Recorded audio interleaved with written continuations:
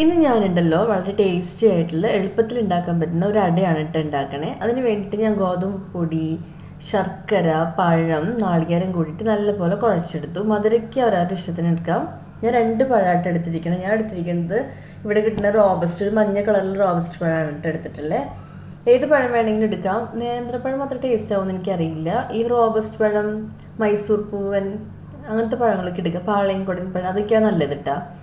എന്നിട്ട് ഇതെല്ലാം നല്ലപോലെ കുഴച്ചെടുത്തു. അതിന് ശേഷം ഞാനൊരു ഇലയിൽ ഇങ്ങനെ പരത്തിയെടുക്കുക. അപ്പോൾ ഇടയ്ക്കൊന്ന് വെള്ളം തൊട്ട് കൊടുക്കുന്നത് നല്ലതാണ്. എങ്ങനെയാണെന്ന് വെച്ചാൽ വെള്ളം തൊട്ട് കൊടുക്കുകയാണെങ്കിൽ നമുക്ക് പരത്താനായിട്ട് ഈസി ആയിരിക്കും കേട്ടോ.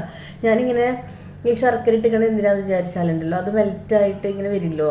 ഇങ്ങനെ അട എന്ത് വരുമ്പോൾ അത് മെൽറ്റായിട്ട് വരുമ്പോൾ നല്ല ടേസ്റ്റ് ഉണ്ടാവും കഴിക്കാനായിട്ട്. അതിനായിട്ടാണ് ഞാനിങ്ങനെ ഒരു കഷ്ണം ഇടയ്ക്കിടയ്ക്ക് ശർക്കര ഇട്ടിക്കണേ. എന്നിട്ടെല്ലാം നമ്മളിങ്ങനെ പരത്തിയെടുത്തു. അതിന് ശേഷം ഞാനൊരു ഇലയിൽ വെച്ചിട്ട് ആ വാഴയുടെ തണ്ടുണ്ടല്ലോ, തണ്ട് ഇങ്ങനെ വെക്കണത് എന്താണെന്ന് വെച്ചാൽ അപ്പോൾ ഒരു ഗ്യാപ്പ് കിട്ടില്ലേ. അപ്പോൾ ആ ഗ്യാപ്പ് കിട്ടുമ്പോൾ മുകളിലത്തെയും വട വെന്ത് വരും.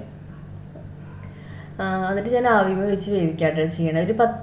ഒരു 15-20 മിനിറ്റ് വേണ്ട. ആദ്യം നല്ലപോലെ തിളച്ച് കഴിഞ്ഞാൽ ഒരു ലോ ഫ്ലെയിമിലിട്ടൊരു 10-15 മിനിറ്റ് ഒക്കെ ഇട്ട് നല്ലപോലെ വെന്ത് വരും. കുറച്ച് എന്താ പറയുക, കുറച്ച് ചൂടാറിയതിന് ശേഷം എടുത്താൽ മതി. അല്ലെങ്കിൽ അല്ലായിരുന്നു വിട്ട് തരാൻ കുറച്ച് പാടുണ്ട്. ഇത് നല്ല ചൂടുണ്ടായിരുന്നു, അത് കാരണം ഇങ്ങനെ എടുക്കാൻ കുറച്ച് പാടുണ്ട് കേട്ടോ. നല്ല ടേസ്റ്റാണ് കണ്ടോ. ആ ശർക്കര ഇങ്ങനെ ഇട്ട കാരണം അതിങ്ങനെ അലിഞ്ഞ് വരും. അപ്പോൾ നമുക്ക് നല്ല നല്ല ടേസ്റ്റുള്ള, കുട്ടികൾക്കൊക്കെ ഇഷ്ടമാണ്, നല്ലൊരു അടയാണ്. എല്ലാവരും ഉണ്ടാക്കി നോക്കണേ. എൻ്റെ വീഡിയോ ഇഷ്ടമാണെങ്കിൽ ലൈക്കും സബ്സ്ക്രൈബും ചെയ്യണം കേട്ടോ.